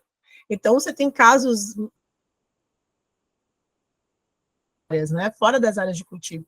Então, isso é um problema ambiental grave, é um passivo ambiental, né, e que não está sendo recompensado, não. Porque hoje, a gente também vai falar mais aprofundadamente dos agrotóxicos, mas o brasileiro é o que mais consome agrotóxico anualmente no mundo. Muito por conta dessa nossa habilidade na agricultura, né? A gente é conhecido como um país da agricultura por conta da aplicação desse pacote todo, em áreas muito férteis, planas, com todas as condições, maquinários, né? Você ter acesso a essas sementes. Isso aqui é a realidade do agricultor familiar, pequeno e médio agricultor? Possivelmente não. Essa não é a realidade, porque isso é caro. Você tem retornos, né, grandíssimos, mas de altíssimo investimento, né? Isso aqui é um exemplo da agricultura desenvolvida na Revolução Verde. Aqui outras duas imagens, né, mostrando aqui as colheitadeiras, aqui formando um V. Então, você tem a área aqui de cima, que provavelmente pode ser milho, pode ser soja, já no ponto de colheita, por isso que está essa cor mais escura, não está mais verdinho, então está com cara de ser soja. Ela está seca, provavelmente foi dessecada por um agrotóxico para poder colher. Então, você tem aqui as colheitadeiras seguindo, colhendo. Então, você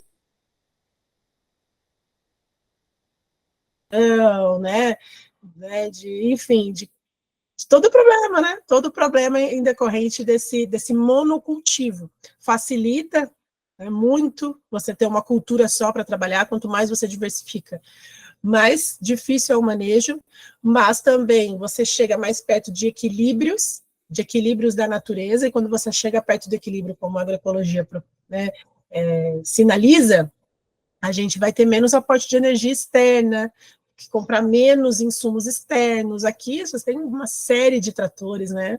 Quanto custa isso? Né? E aqui você tem um trabalhador aplicando agrotóxico com o EPI. Né? Isso aqui é uma realidade? Não também.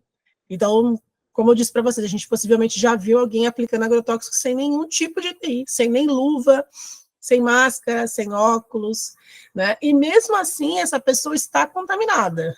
Isso aqui, ele é só uma ilusão, na realidade, porque o fato dele estar manejando um agrotóxico dessa forma já implica em contaminação. Se a gente se contamina comendo um alimento em doses homeopáticas, né? Essa pessoa pode ter até intoxicações aí, há uma série de casos, uma série de relatos, filmes que mostram aqui uma outra imagem, você vê, aqui está roçando, aqui eu acho que está roçando possivelmente, mas tem uma área, né? Área homogênea, você tem um latifúndio, grandes extensões de terra. Aqui, a segunda imagem aqui embaixo são hortaliças, né? Aqui lembra muito aí a região de Mogi das Cruzes, Alto Tietê, que historicamente são produtores de hortaliças. Esse padrão, né? Esse é a cor do solo. Quem estava aqui na aula passada lembra da cor do solo da escola onde a gente socializou a experiência, né? Da Escola Família Agrícola, de um solo amarelo, cheio de pedregulhos, né, cascalhos, solo jovem, baixa fertilidade, baixa retenção de água. Agora, aqui não, você tem um solo de melhor qualidade.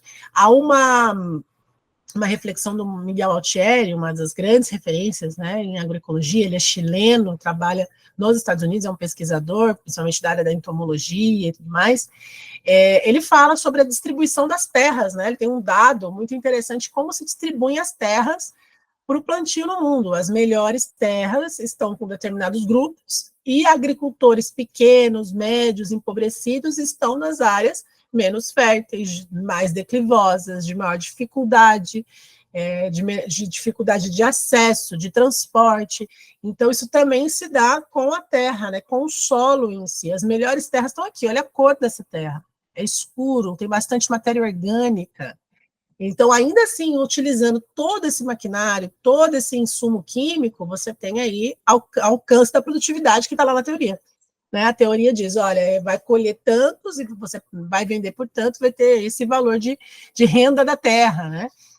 E aqui você consegue sobre condições ideais. Né? Aqui a gente tem imagem de uma erosão, né, erosão por chuva, aqui a primeira imagem, numa área de plantio, né, você pode ver as marcas do trator, então uma área de plantio com erosão. A segunda imagem já é uma vossoroca, que é uma erosão muito mais acentuada, parece que tem até um rio formando aqui embaixo, né, mas na realidade é uma grande cratera que se abriu aqui nessa região de pasto, né, você vê a mata lá no fundo, né, mas é uma região de pasto, então isso aqui é um sério problema ambiental. Aqui na região do Vale do Paraíba a gente vê muito áreas com erosão, grandes vossorocas, né? Há medidas para se combatê-las, mas são medidas que muitas vezes, principalmente os grandes produtores, os preocupados mais com a rentabilidade da área, mais preocupados com o lucro imediato, porque isso aqui é lucro imediato, né? Principalmente isso aqui, hortaliças, que é de ciclo curto, né? Então você tem uma movimentação grande de capital aqui, rápido, né? Que milho, 3 meses já está colhendo, né? E tudo mais. Agora, quando você tem que tratar isso aqui, né? Você vai precisar fazer plantios de árvores para que as raízes consigam segurar essa área, você vai fazer intervenções que é pensando na qualidade do ambiente, na recuperação desse solo, e os grandes proprietários não se interessam por isso, né? Então as áreas são abandonadas e cada vez mais esse solo está, né, tá se desgastando, né, lixiviando nutrientes, assoreando rios ficam mais, né, menos profundo, prejudicando espécies aquáticas e todo tipo de problema ambiental que se tem por conta das erosões e das vossorocas. Isso é uma consequência gritante da Revolução Verde, né? Que é esse olhar mecânico da agricultura. Aqui são as sementes, aqui tem semente de soja, você vê que ela tem uma coloraçãozinha um pouco mais rosada, porque é uma semente que já chega tratada, ela já chega com o inseticida, o fungicida, o bactericida todo nela, então você imagina o preço dessa semente.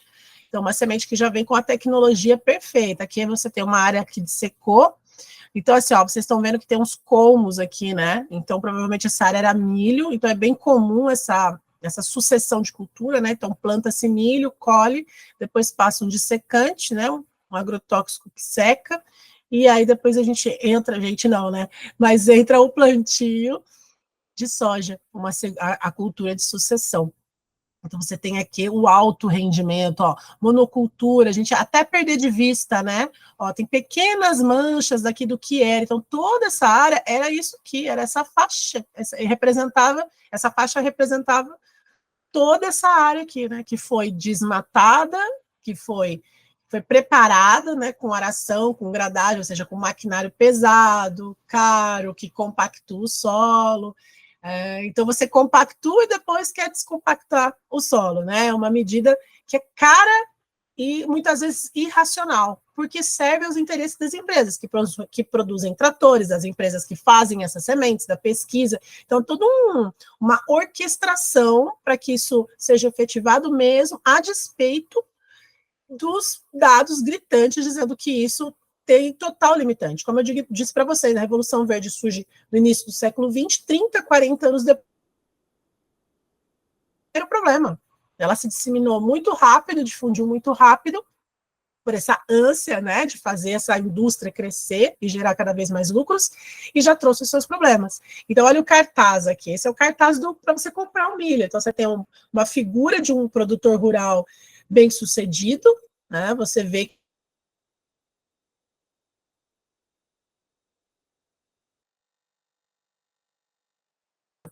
a gente tem outra construção dessa imagem, e aqui desconstrói isso. O que passa para você? Um produtor rico, alguém que se deu bem, né, que venceu, que alcançou o sonho, né, de ganhar dinheiro com o empreendimento na agricultura e na pecuária.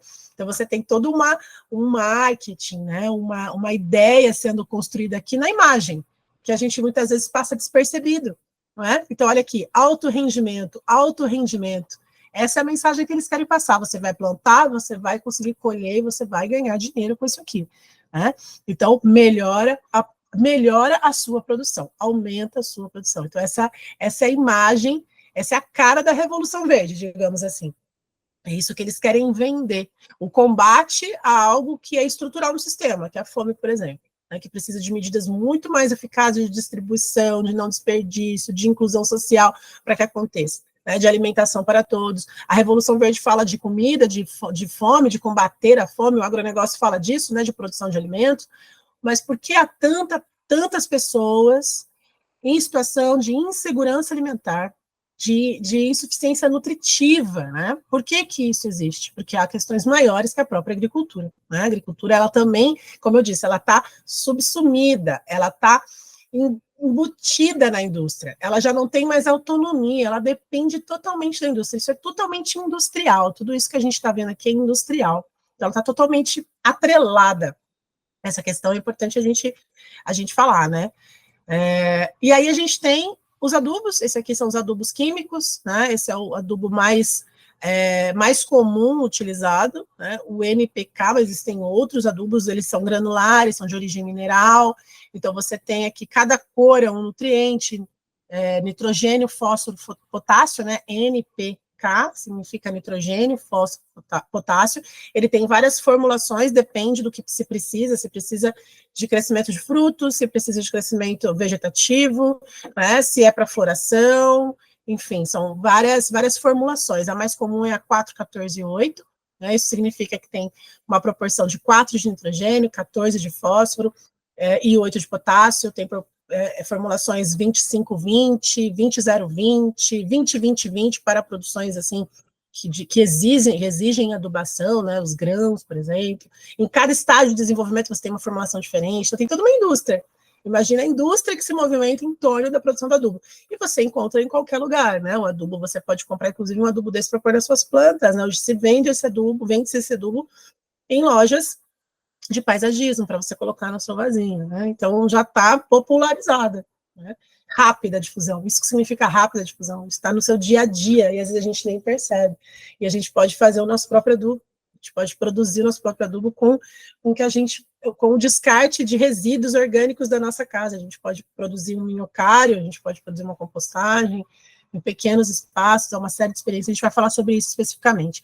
Mas é uma questão bem gritante, né? E aí a gente tem a agroecologia, né?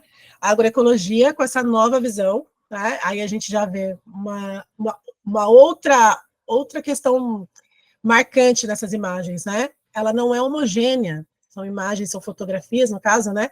Não é homogêneo, não é padronizado, é colorido, é diverso, né? Então aí tem essas palavras, essas frases que a agroecologia gosta muito, né? Agroecologia é vida, a alimentação saudável é um direito de todos e todas, né? Então você tem aqui todo tipo de vegetais, a diversidade, grãos, frutos, né?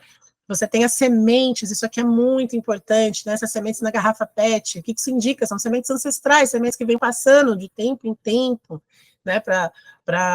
Entre as gerações, entre as comunidades.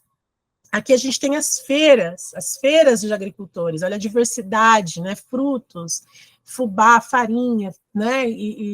Enfim, essa diversidade que a agroecologia propicia, onde o agricultor ele tem um papel central, ele é valorizado. Essa é a cara do produtor, do pequeno produtor que nós temos aqui no Brasil, que garante, inclusive, o que a gente come no nosso dia a dia, né? 70% da produção agrícola, da produção que a gente tem acesso, que a gente come, né? Vem desses agricultores, vem desse perfil de agricultor, né? Porque aquele outro perfil de agricultor que eu mostrei para vocês, né? Esse tipo de agricultor aqui, ele produz para exportação. Então, essa soja aqui, possivelmente, ela vai virar ração animal ou óleo. E em muitos casos, principalmente ração animal, ele vai para alimentar rebanhos nos Estados Unidos. Entende? Então, é esse ciclo que é totalmente diferente da que a agroecologia pressupõe, né? Que ela deseja. Aqui uma imagem da pesquisa, né, esse tripé que eu falo, né, essa sustentação da agroecologia. Primeiro, no movimento social, né, que é isso aqui, né, aqui a gente tem um dos grandes representantes dos movimentos sociais de luta pela terra, que é o MST, que é uma grande referência à agroecologia junto com a Via Campesina. Isso aqui é o movimento social, né, e a gente tem a pesquisa junto com os agricultores. Então, essa imagem mostra que aqui me parece uma agrofloresta, né? As linhas aqui biodiversas, algumas espécies, citros, banana, né? Algumas coisas que a gente consegue identificar, mamão, em estágios ainda jovens, né? Então, você tem uma pesquisa junto com os agricultores, você tem diálogo, né? Construção coletiva, é a ciência dentro da agroecologia. E aqui o conhecimento tradicional. As populações de matriz africana, as populações indígenas, elas são escutadas, elas são ouvidas. O conhecimento desses sujeitos é importante, o que não aconteceu com a agricultura convencional, né? Com a agricultura vinculada ao pacote tecnológico. Esses sujeitos não foram ouvidos, né? O conhecimento deles não foi aderido, né? Às propostas e tudo mais. Então, isso mostra uma das características da agroecologia, né?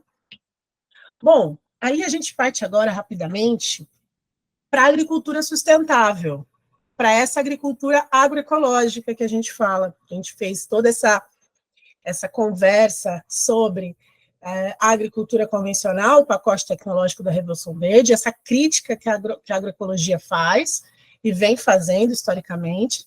E agora a gente fala da evolução da agroecologia, onde ela surgiu, como ela surgiu. Ela vem sendo construída desde o início do século XX, né? Desde a revolução, pós-revolução industrial. Então, na medida que se cria o pacote tecnológico, a modernização da agricultura, a agroecologia surge junto, né? Ela vem junto, já uma crítica já latente, já no início desse processo, tão artificializado que é a agricultura convencional. É uma interlocução entre a ciência ecológica, entre a biologia, a ciência e a biologia, mais especificamente a ecologia, enquanto estudo dos sistemas naturais, e a agronomia, enquanto método de investigação aplicado, né, um método experimental, isso é uma característica da agronomia, né, empirista, aplicado à agricultura, e aí essa abordagem, né, da agronomia junto com a ecologia criou-se, principalmente da ecologia de cultivos, né, em 1920, criou-se a agroecologia. Então, já em 1920, início do século XX, a gente já começa a ter os aportes da agroecologia sendo construídos. O marco histórico científico é o trabalho de Klages, de 1928. Ele vai fazer um trabalho sobre ecologia agrícola aplicada, tá, às ciências agronômicas. Então, essa ecologia de cultivos foi um trabalho que deu origem aos primórdios da agroecologia. Então, o período de 1920 a 1940, que surgiram os principais movimentos organizados em torno da agroecologia. Tá? E não tinha o termo agroecologia, mas sim o nome da própria abordagem, que são várias, né? É múltipla. Então, você tem, em 1924, a primeira experiência sistematizada, que é a experiência da agricultura biodinâmica. Não sei se alguém aqui já ouviu falar da agricultura biodinâmica, dá um oizinho aí quem já ouviu falar dela. A agricultura biodinâmica, ela nasceu na Alemanha. A grande referência, a Vanessa conhece, a grande referência da agricultura biodinâmica, a referência teórica é o Rudolf Steiner. Talvez alguns professores aqui, colegas, conheçam o Rudolf Steiner de outra atuação, que é como educador, né? Conhece também Maria Luísa. Ele é o pai da antroposofia, da medicina antroposófica, e ele também é o pai da agricultura biodinâmica, a primeira agricultura agroecológica sistematizada no mundo. É um trabalho incrível, que até hoje ele tem repercussões muito positivas, ele tem sistemas de certificação muito rigorosos, sistemas de certificação internacionais. Então, é uma agricultura muito interessante. A gente vai falar sobre cada uma delas na próxima aula, tá, gente? Hoje é mais para a gente ver essa questão da evolução histórica. Então, essa é a primeira experiência. Depois, entre os anos 30 e 40, né, do início do século XX, a gente tem a agricultura natural de Mokichi Okada, o Senhor da Luz. O Mokichi Okada vai falar da agricultura intensiva natural, todos eles focando na agricultura sem insumos químicos, sem dependência da energia externa, sem compra, né, compras de semente, mas assim, de tudo que esses princípios que a agroecologia trabalha. Isso no Japão. Mais tarde, essa agricultura natural também chega na Coreia, só que de uma abordagem um pouco diferente, que é a partir dos fermentados, porque o povo coreano consome muitos fermentados. Então, na agricultura não é diferente, ele tem uma série de receitas de fermentados de frutas para serem usados nas plantas. É incrível, há uma série de receitas, métodos, né, eficazes. Eles vão falar aqui de agricultura bem intensiva, agricultor de 1 metro quadrado, né, porque o Japão é uma ilha, então é um espaço reduzido, não é o Brasil que tem grandes extensões de terra. Então, essa agricultura mais intensiva, menor, em lugares menores, você precisa produzir diverso, produzir com qualidade. Essas duas abordagens, tanto a agricultura natural quanto a agricultura biodinâmica, elas são bem espiritualizadas. Tá? Elas têm bastante influência, tanto, né, no Japão pelo budismo, e também das questões ocultista, né, não num termo pejorativo aqui, tá? Bem distante de obscurantismo, tá? De ocultismo no sentido de um conhecimento que ficou muito tempo guardado, muito tempo preservado por mosteiros, espaços espiritualizados aí pelo mundo, e que hoje em dia estão ficando mais visíveis, mas são ocultos. Então, o Rudolf Steiner é um deles, com a medicina antroposófica, e aí trouxe esses elementos para a agricultura. É muito incrível, e a gente vai falar um pouco mais sobre eles mais para frente. Em 1940, a gente tem a agricultura orgânica de Sir Albert Howard.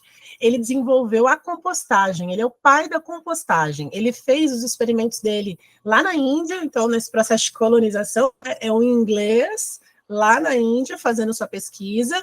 Ele foi bem renomado, tem um livro dele, né, que chama Um Testamento Agrícola, é um clássico da agroecologia, vale muito a pena ler, a gente aprende muito sobre compostagem, a gente vai voltar a falar dele de novo também na aula específica sobre compostagem. Mas, apesar de tudo isso, já em 1911, já tinha alguns pesquisadores nos Estados Unidos trabalhando com a perspectiva do solo como organismo vivo, que isso é muito característico da agroecologia também. Então, você tem a crítica à produção hegemônica, a Revolução Verde, baseada na agroquímica, na motomecanização, na manipulação genética. Uma série de movimentos surgiram aí ao longo do século XX, questionando as formas convencionais e propondo formas não convencionais de agricultura. Após 1945, que foi depois da Primeira Guerra, o diálogo entre a agronomia e a ecologia se distanciou. A agronomia, ela virou uma agronomia de resultados, uma agricultura de resultados, por conta da Revolução Verde, e a ecologia se enveredou para uma ciência dita pura, desconectada da intervenção da natureza, né? Para os estudos mais da ciência pura. Então, isso tem a ver com a modernização, todo esse processo que a gente falou agora há pouco. Então, teve um papel central a Revolução Verde nesse distanciamento aí entre essas ciências, né? Então, resumindo, a Revolução Verde, né, como diz Machado e Machado Filho, se tratava, em síntese, de uma tática política do grande capital para introduzir o capitalismo no campo e gerar mais uma promissora fonte de reprodução do capital nos países da América Latina, Ásia e África. No fim das contas, era para gerar lucro e dar vazão para a indústria química, a indústria mecânica e todo esse aparato da Revolução Verde. E aí você tem aqui os teóricos, como eu disse, né? A teoria de Leibniz na química, Mendel na genética, as variedades de alto rendimento e os transgênicos. Tudo surge dentro do pacote tecnológico. A transgenia um pouco mais moderna, né? Um pouco mais atual, mas também faz parte do pacote, né? É uma tecnologia caríssima, inclusive. Então, ao final da Segunda Guerra, 1945, até os anos 60, a gente tem ainda um aporte da ecologia de populações e comunidades, o ecossistema ele começa a ser entendido melhor. Então, aquilo que a gente falou no começo, a ciência também avança, né? E isso tudo vem sendo incorporado dentro da agroecologia. Em 1960, surge a agricultura biológica, de Claude Albert, lá na França. Então, a agricultura na França, a agricultura agroecológica na França, a agroecologia lá se chama agricultura biológica. Esse é o termo que é usado na França, né? Aí a crise do petróleo, de 1973 a 79, também gerou aquilo que se chamou dos movimentos de agricultura ecológica ou dito agricultura alternativa. Esse momento, o petróleo, nessa época, até então acreditava-se que era uma fonte infinita. Só que nesse momento, no início dos anos 70, descobriu-se que o petróleo é um combustível fóssil não renovável. Então, o que isso aconteceu? O que isso gerou no mundo? A crise, né? Então, você tem a criação dos países da OPEP, então você tem oscilações no preço, os preços em 7 anos triplicaram, o barril do petróleo começou a ficar caro, porque viram que ia acabar. Então, há uma série de disputas mundiais por conta do petróleo. Todas as guerras que nós presenciamos na atualidade dizem respeito ao controle sobre esse bem, porque toda a sociedade moderna industrial é baseada no combustível fóssil, petróleo. Então, todos os problemas giram em torno dessa questão, e isso começou, essa crise que existe até hoje, começou nos anos 70. E nesse momento foi que a gente falou dos movimentos ambientalistas na aula passada, né, quando a gente fala das conferências, dos tratados, dos encontros internacionais, para discutir os rumos do desenvolvimento da sociedade. Muito tem a ver, né, tem totalmente a ver com a crise do petróleo, porque aí há uma necessidade de mudança. Então, há estudos que dizem que na média de 70 anos a gente não vai ter mais petróleo, então a gente vai ter que mudar a matriz energética. Na realidade, a gente já tem que mudar já, porque a condição de vida está ficando cada vez mais difícil, né? Porque se a gente chega no momento do caos, não há condições, né, de existência. Então a gente já começa a questionar agora, a querer mudanças agora, né, para hoje, né? Então, nesse momento também surge um outro tipo de agricultura dentro da agroecologia, que é a agricultura ecológica, também na Alemanha, tá? É um marco importante, aí, final dos anos 70, início dos anos 80. Então, nesse período de 70 a 80, tem um aumento de todo esse movimento ambientalista, inclusive na América Latina. Então, a primeira publicação histórica que a gente tem aqui nas Américas é no México, em 1972, quando o Angel Palerme, ele vai discutir as sociedades pré-hispânicas, vai falar da agricultura indígena, vai falar do conhecimento tradicional, é aquele tripé, né? conhecimento tradicional. Esse conhecimento das populações indígenas, eles são incorporados, eles são ouvidos, eles são inseridos na agroecologia. E o marco é esse trabalho em 1972.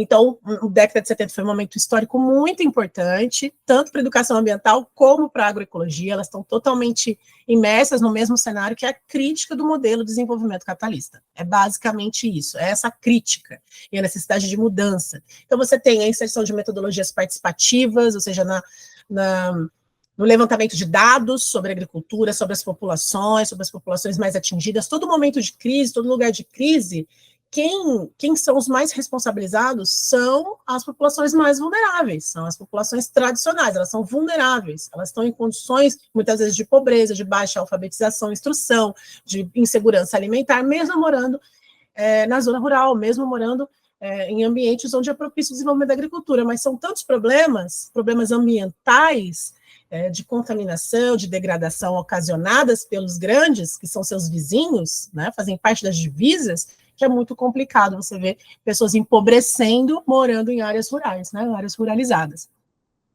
Então, eu falei isso também na última aula, né, que esse movimento de contracultura que influenciou a educação ambiental e as questões ambientalistas, mas também a agroecologia, que é o que Harvey, que é um geógrafo, falou, que é a virada do pensamento intelectual da época à estética e ao culturalismo, que é o famoso movimento hippie, que a gente comumente chama, esse movimento de contracultura.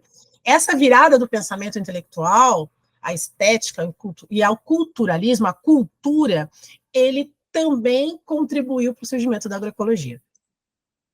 Nos anos de 1980, a gente tem mais... As questões ecológicas, elas começam a entrar dentro do currículo da agronomia, né? A gente tem uns avanços, né? Avanços da inserção dos sistemas agrícolas tradicionais dos países latino-americanos, asiáticos, africanos. Essas populações, esses conhecimentos tradicionais são incorporados, principalmente no campo científico e nos movimentos sociais. A gente falou dos movimentos sociais, faz parte da agroecologia. A agroecologia sem movimento social, ela não é agroecologia, ela precisa estar porque é um movimento social que pressiona o poder público para a construção de política pública, porque o movimento social significa pessoas organizadas em associações, cooperativas, movimentos, ONGs. Esses movimentos todos, eles se reúnem, têm pautas, têm trabalhos, e a partir dos seus trabalhos, eles levantam propostas para a construção de política pública. Eu sozinha não construo uma política pública. Agora, eu, organizada, posso contribuir para essa construção que é coletiva. Então, a necessidade de movimento social para a agroecologia é fundamental. Sem movimento social, não tem como a gente construir política pública na agroecologia. E também o conhecimento científico. Sem esse conhecimento, sem esse aporte da ciência, a gente não consegue avançar, porque a ciência nos legitima, nos ampara, né? Isso aqui que a gente está fazendo hoje, a socialização do conhecimento, a instrução, a escola, o acesso a esse conhecimento em todos os níveis, né? Níveis de conhecimento, de instrução, de instituição, é muito importante para a agroecologia. Aí, na década de 85, tem uma obra muito importante, que é um clássico da agroecologia também, facilmente encontrado, principalmente da editora Expressão Popular. Depois, se vocês tiverem desejo, eu posso mostrar para vocês alguns livros, né, algumas referências que vocês podem usar depois, que é o livro do Chambossot, de 1980, que é intitulado Plantas Doentes pelo Uso de Agrotóxicos, que é a estruturação da teoria da trofobiose. Depois a gente vai falar um pouquinho mais sobre essa teoria, mas é basicamente a garantia da saúde da planta. Se você tem uma planta saudável, ou seja, uma planta que não é atacada por pragas nem doenças, porque as plantas são atacadas por pragas e doenças quando elas estão debilitadas. Plantas fortificadas, bem nutridas, são menos suscetíveis a esse ataque. E a gente pode fazer uma comparação com a gente também, na verdade, com o nosso organismo. Quanto maior o nosso sistema imunológico, né, plantas não têm sistema imunológico, mas a gente, como ser humano, também fortificado, bem nutrido, bem alimentado, vivendo bem, tem melhores condições de saúde. E as plantas, na teoria da trofobiose de Chambossot, ele mostra isso, que as plantas que são doentes pelo uso de agrotóxicos, então elas vão ficar, mesmo que você utilize agrotóxicos incessantemente, isso não resolve o problema, ela continua doente.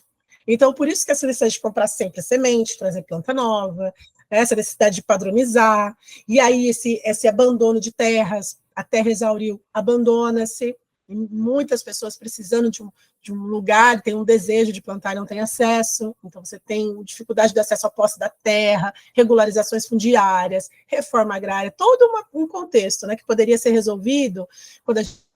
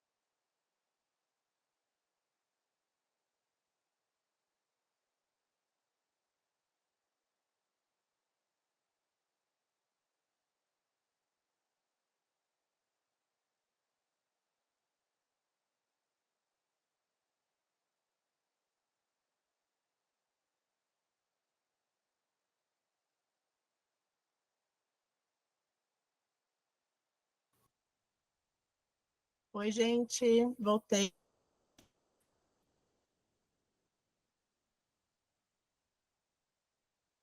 Vocês estão me ouvindo?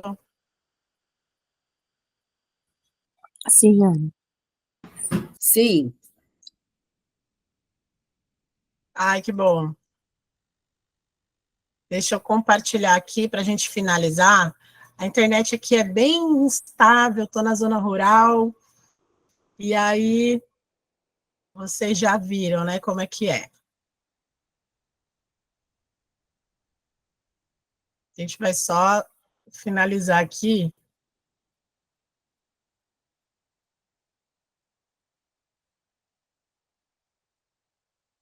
Vocês estão vendo a minha tela ou não? Compartilhado, está vendo a apresentação?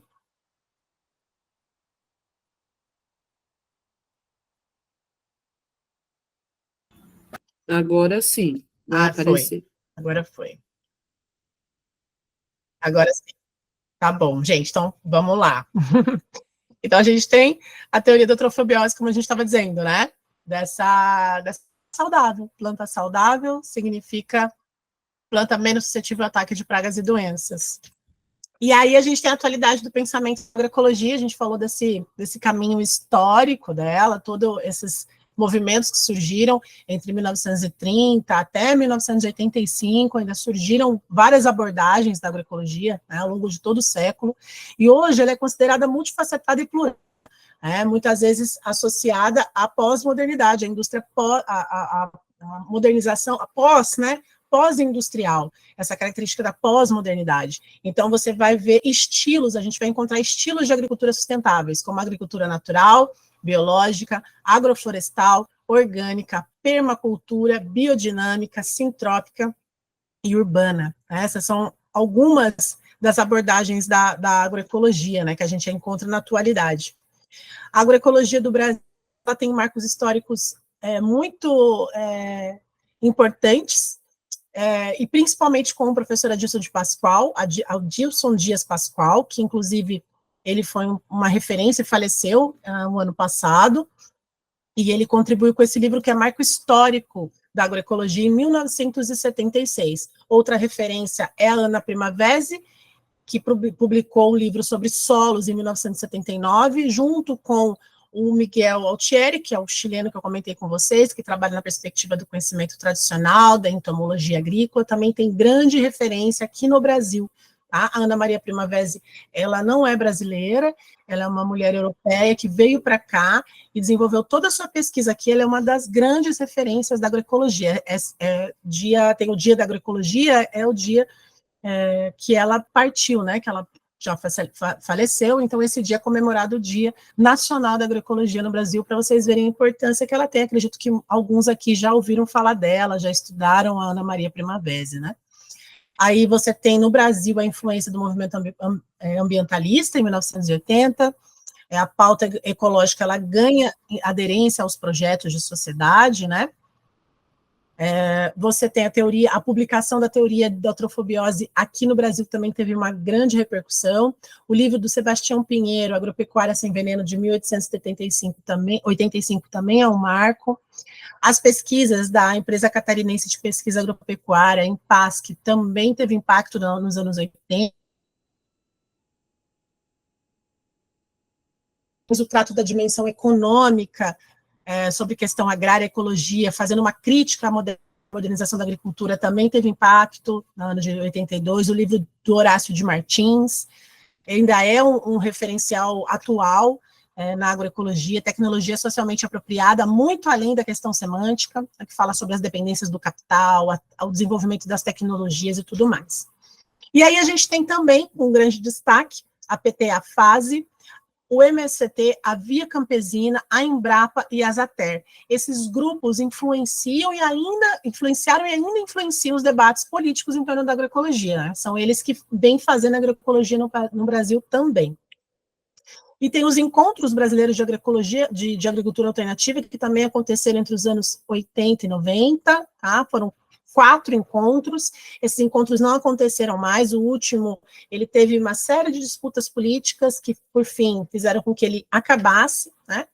Nos anos 90, a gente tem a maior incidência dos movimentos populares e do sindicalismo rural dentro da agroecologia.